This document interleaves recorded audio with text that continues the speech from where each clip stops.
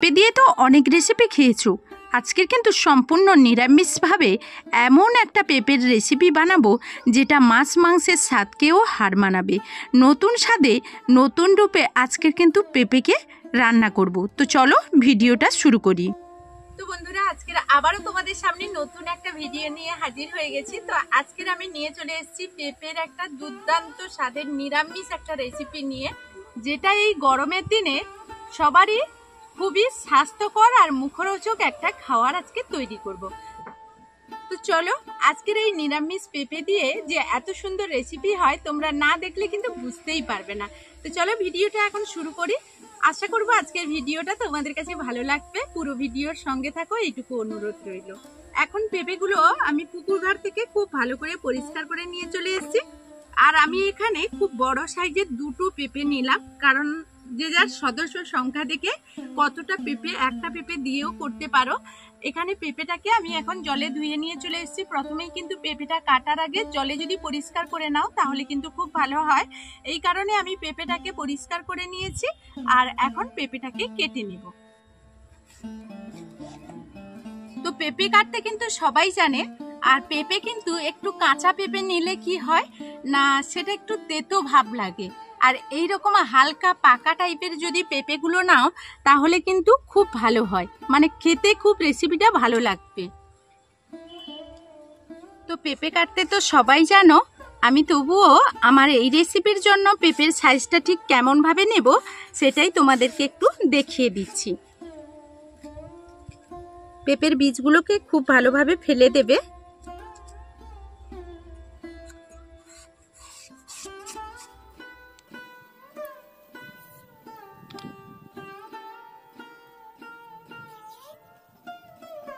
তো আমি ঠিক এইরকম ছোট ছোট করে পেঁপেগুলো কেটে নিচ্ছি। এইরকম ছোট হলেই কিন্তু ভালো লাগবে। তো বন্ধুরা, এইভাবে আমি কিন্তু পেঁপে কেটে নিয়েছি। আর এইদিকে দেখো, এই পেঁপেটা রান্না করার জন্য আমি কিছুটা আলু কেটে নিয়েছি। এরপর আমি রান্নাটা শুরু করব। এখন আমি কড়াইয়ের মধ্যে দিয়ে দিচ্ছি একটু জল।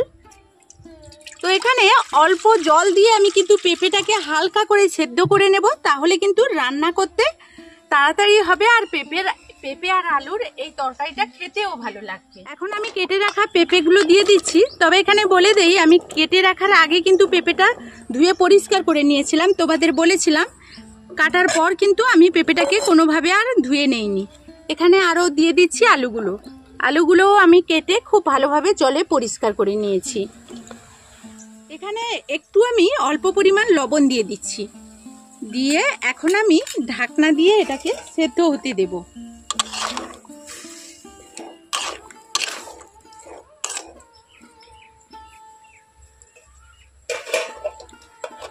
আমি 4 থেকে 5 মিনিট খুব ভালোভাবে এটাকে সেদ্ধ করে নেব। তো 5 মিনিট মতো আমি এটাকে সেদ্ধ করে নিয়েছি। এখন আমি দেখে নেব পেঁপেটা কতটা সেদ্ধ হয়েছে।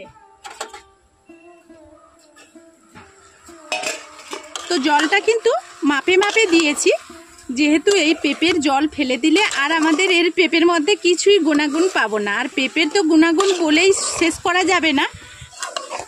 এখন দেখো পেঁপে কিন্তু খুব সুন্দরভাবে সেদ্ধ হয়েছে কিনা একটু দেখে নেব। দেখো, তবে এখানে কিন্তু একেবারে সিদ্ধ করে ফেলবো না, আবার রান্নার কাছে আমরা একটু সেদ্ধ করব।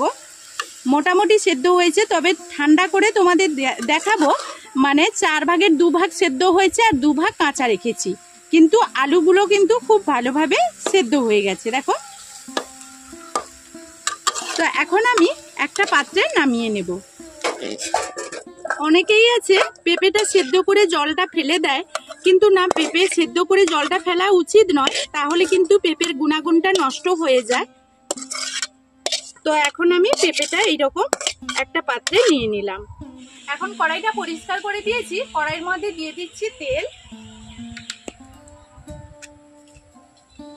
তো আমি এখানে সরষে তেল দিচ্ছি এবং অল্প পরিমাণ তেল দিচ্ছি, কারণ এখন অতিরিক্ত গরমে এই অল্প তেল খাওয়া কিন্তু ভালো। আর এর মধ্যে এখন আমি দিয়ে দেব জিরে, গোটা জিরে 1/2 চামচ মতো দিয়ে দেব।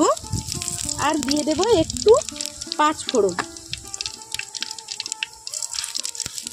হালকা করে ভেজে কিন্তু এই 5 ফোড়ন আর জিরেটাকে খুব ভালোভাবে তেলের মধ্যে ভেজে নিতে হবে।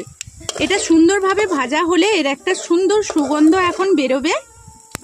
এখন জিরেটা খুব ভালোভাবে ভাজা হয়ে গেছে, আমি এখানে দিয়ে দিচ্ছি গুঁড়ো আদা। তোমরা চাইলে কিন্তু আদা বেটেও দিতে পারো।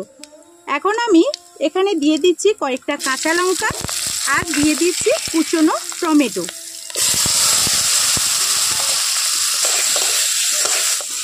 এখন আমি টমেটোটা খুব ভালোভাবে কিন্তু কষিয়ে নিয়েছি। এখানে দিয়ে দিচ্ছি পেঁপে আর আলু যে সেদ্ধ করে রেখেছিলাম সেটা দিয়ে দিচ্ছি। কিছুটা ছোলা আমি আগে থেকে ভিজিয়ে রেখেছিলাম, ওটা আমি দিয়ে দিচ্ছি। তো ছোলাটা দিলে কিন্তু খুব ভালো হবে। তবে আজকের এই নিরামিষ পেঁপে আলুর তরকারিতে আমি কিন্তু এমন কিছু মশলা দেব না, কিন্তু এখানে শেষমেশ আমি এমন একটা ভাজা মশলা দেব যার ফলে কিনা এর টেস্টটা কিন্তু দ্বিগুণ হয়ে যাবে। এখন আমি এখানে আবারও দিয়ে দিচ্ছি সামান্য পরিমাণ লবণ। বেশি লবণ দেব না, কারণ আগে থেকেই লবণ দিয়ে রেখেছি। আর দিয়ে দিচ্ছি হলুদ, অল্প একটু লঙ্কা গুঁড়ো দিচ্ছি। তো চাইলে তোমরা স্কিপ করতে পারো, আমি কিন্তু আজকে কাঁচা লঙ্কা দিয়েই পুরো রান্নাটা করছি। আর এখানে দিয়ে দিচ্ছি একটু ধনে গুঁড়ো, এখানে দিয়ে দিচ্ছি জিরে গুঁড়ো। তো বন্ধুরা, তোমরা কিন্তু এখানে চাইলে ধনে আর জিরে গুঁড়ো যে আমি দিয়েছি এটা কিন্তু তোমরা স্কিপ করতে পারো, এটা না দিলেও চলবে। যদি না হাতের কাছে থাকে দেওয়ার কোনো প্রয়োজন নেই। তবে এই সামান্য রান্নাটা শেষমেশ আমি এমন একটা মশলা দেব যেটাতে কিন্তু এর টেস্ট দ্বিগুণ হয়ে যাবে। বাড়িতে কেউ এটা খেয়ে বলবে না যে এটা নিরামিষ একটা রান্না। তো এখন আমি এটাকে ঢাকনা দিয়ে দিয়ে খুব ভালো করে কষিয়ে নেব। এখন ঢাকনাটা খুলে এরকম করে মাঝে মধ্যে কিন্তু নাড়াচাড়া করে দিচ্ছি। আর এখানে কিন্তু অল্প একটু একটু গরম জল দিয়ে খুব ভালোভাবে কিন্তু কষিয়ে নিতে হবে। অল্প একটু করে জল দেব। এই কষানোটা কিন্তু অবশ্যই খুব ভালো করে সময় নিয়ে করতে হবে। তো এইভাবে আমি এরকম বারবার করে ঢাকনা খুলে একটু একটু জল দিয়ে কষিয়ে নেব। 3 থেকে 4 বার এখানে জল দেব আর মিনিট 5 মতো খুব ভালোভাবে কষিয়ে নেব। এখন আমি ঢাকনাটা দিয়ে দিচ্ছি। আবারও আমি ঢাকনাটা খুলে নিচ্ছি। 2 বার আমি খুব ভালো করে গরম জল দিয়ে কষিয়ে নিয়েছি। আর এখন আমি দিয়ে দিচ্ছি চিনি। নিরামিষ রান্নায় যদি চিনি দেওয়া যায়, আর বিশেষ করে এই পেঁপে কুমড়ো এরকম রেসিপিতে কিন্তু একটু চিনি দিলে এর স্বাদটা কিন্তু অনেকটা পরিমাণ বেড়ে যায়। আবারও আমি খুব ভালো করে নাড়াচাড়া করে নেব। আর এরপর আমার খুব ভালো করে কিন্তু এটা কষানো হয়ে গেছে। এখানে আমি এখন দিয়ে দেব গরম জল। সাইডে আমি গরম জল রেখেছিলাম, সেই গরম জলটা আমি দিয়ে দিচ্ছি। তবে পরিমাণ মতো দেবে। এই তরকারিটা একটু মাখো মাখো হলে খুব ভালো হয় খেতে। এই জন্য আমি আজকের এই রেসিপিটা কিন্তু একটু মাখো মাখো করব। এখন আমি এটা ঢাকনা দিয়ে সেদ্ধ করতে দেব।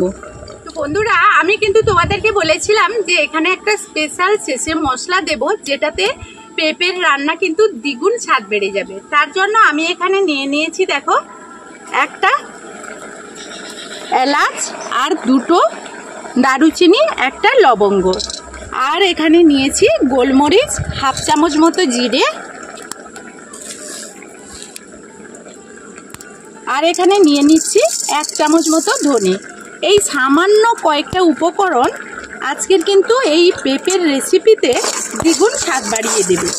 এই মশলাটা কিন্তু তোমরা বাড়িতে তৈরি করেও রাখতে পারো। যখন তোমাদের এই ধরনের নিরামিষ রান্নাগুলো হবে সেখানে কিন্তু তোমরা এই মশলাটা ব্যবহার করতে পারো। এখন কিন্তু মশলাটা খুব ভালো করে ভেজে নিয়েছি। এই মশলাটা যখন গুঁড়ো করব একেবারে কিন্তু মিহি করব না, আমি একটু ভাঙা ভাঙা মতো থাকবে, দানা দানা, সেরকম করে এই তরকারিতে মেশাবো। এখন আমি ঢাকনা খুলে দেখে নেব আমার পেঁপেটা মাখো মাখো হয়েছে কিনা। দেখো কত সুন্দরভাবে পেঁপেটা আমার মাখো মাখো হয়ে গেছে।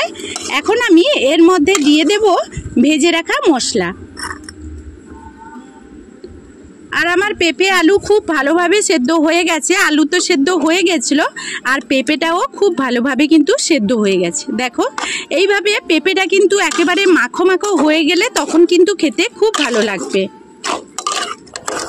তো বন্ধুরা, দেখতেই পেলে আমার পেঁপের রান্নাটা কত তাড়াতাড়ি আর কত সহজে হয়ে গেল অল্প উপকরণে। ছোলাটা তোমরা চাইলে কিন্তু কমিয়ে দিতে পারো। আমাদের বাড়িতে তো বাচ্চারা এই রেসিপিতে ছোলাটা খেতে খুব ভালোবাসে, এই জন্য আমি একটু বেশি করেই দিয়েছি। এখন আমি পেঁপে আলুর তরকারিটা নামিয়ে সার্ভ করে নেব। তো বন্ধুরা, আজকের আমার এই ভিডিওটা যদি তোমাদের কোনো অংশে ভালো লেগে থাকে তাহলে তোমাদের কাছে সুন্দর একটা কমেন্টের অপেক্ষায় রইব। তো আজকের মতো ভিডিওটা এই পর্যন্ত। ফিরে আসবো নতুন কোনো ভিডিও নিয়ে। ততক্ষণ সবাই সবার পরিবারকে নিয়ে ভালো থাকবে, সুস্থ থাকবে।